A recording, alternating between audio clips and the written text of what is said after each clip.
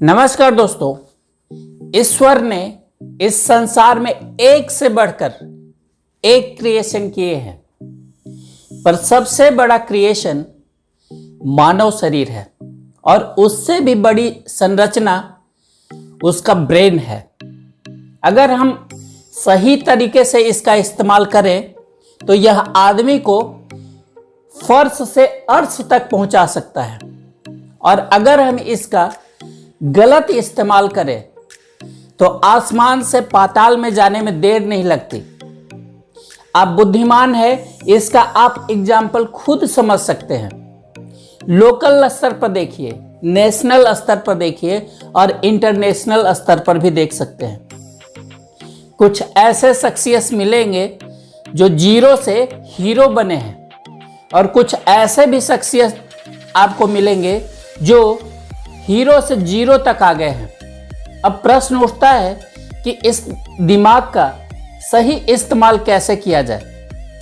आज मैं इसी को समझने की कोशिश कर रहा हूं, ना कि आपको समझाने की कोशिश कर रहा हूं। दोस्तों, आपसे मेरा विनम्र अनुरोध है कि कृपया इस चैनल को सब्सक्राइब कर लीजिए, ताकि आपको आने वाले समय में टाइम टू टाइम जीवनोपयोगी वीडियो आपको मिलते रहे। भले ही आपको 100% इफेक्ट ना डाले, लेकिन अगर आप में 10% भी चेंजेस लाती है तो यह मेरे लिए उपलब्धि होगी।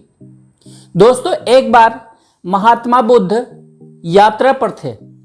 उन्हें प्यास लगी तो एक भिक्षु को पानी लाने के लिए बोला। भिक्षु पानी के तलाश में थोड़ी दूर गया, जहां उसे एक नदी दिखाई दिया, लेकिन उस नदी में पानी बहुत ही कम था। वह जैसे ही पानी भरने के लिए झुका, वैसे ही एक हाथी सवार उस नदी से क्रॉस किया, जिसकी वजह से वह पानी गंदा हो गया, मटमैला हो गया, कीदोड़ हो गया। यह देखकर भिक्षु सोचा कि यह ऐसा पानी भगवान बुद्ध को हम कैसे दे सकते हैं, यह तो पीने लायक नहीं है। वह वापस लौट गया। ये सारी बातें उसने महात्मा बुद्ध को बताए। पुनः थोड़ी देर बाद महात्मा बुद्ध ने पानी लाने को बोले। भिक्षु फिर गया। इस बार वह देखा नदी का जल थोड़ा शांत हो गया था और जल भी स्वच्छ दिखने लगी थी। थोड़ा और इंतजार करने के बाद वह पानी भर कर लाया। इस पर महात्मा बुद्ध बोले, क्या तुम इस घटना से सीखने की कोशिश किया?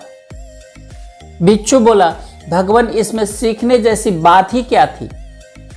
बुद्ध बोले, जिस तरह नदी का पानी किसी हाथी के क्रॉस करने से गंदा हो गया था, यानी पीने लायक नहीं बचा, वैसे ही हमारे दिमाग के साथ भी होता है। जब कोई आदमी आपको कमेंट्स करता है, गाली बकता है, तो हमारे दिमाग में भी उथल पुथल मच जाती है। उस समय हमारा ब्रेन हमारे कंट्रोल में नहीं रहता। हम उस समय सही तरीके से सोचने की स्थिति में नहीं होते। उस समय हमारे दिमाग में सिर्फ यही चलता है कि उस आदमी को सबक सिखाना है, उसे पलटकर जवाब देना है, 2-4 गालियां बकनी है। उस समय हमारे ब्रेन में चल रही हलचल पर अगर हम ध्यान ही नहीं देते हैं, अगर हम दूसरे पर फोकस करने के बजाय अगर हम अपने अंदर चल रही भावनाओं पर ध्यान दें, तो झगड़ा बढ़ेगा ही नहीं। लेकिन एक बात यह जानने की बहुत जरूरत है, अगर कोई आपके सामने आपके माँ बहन के साथ छेड़खानी करे, तो क्या आप शांत रहोगे? उसको वहीं का वहीं सबक सिखाना जरूरी है। उस समय हम ओम शांति नहीं कर सकते, लेकिन ऐसी घटनाएं केवल 5 से 10% होती है। बाकी लड़ाइयों का जड़ 90% रिश्ते खराब होने का कारण आपसी टीका टिप्पणी होता है। अगर हम इन झगड़ों से बचना चाहते हैं तो अपने दिमाग को शांत रखना पड़ेगा। हम उस समय यह सोचे कि व्यक्ति हमें भला बुरा बोल रहा है, क्या मैं वो हूं? अगर मैं हूं तो वो जो बोल रहा है उसमें हमें गुस्सा करने की क्या जरूरत है? वह तो केवल हमारी सच्चाई का आईना दिखा रहा है। अगर मैं नहीं हूं तो कोई अगर बोल रहा है तो हमें उसके सर्टिफिकेट की जरूरत ही नहीं। जब आप उसके द्वारा बांटी जा रही सर्टिफिकेट को एक्सेप्ट ही नहीं करोगे तो वह उसको बांटना भी बंद कर देगा।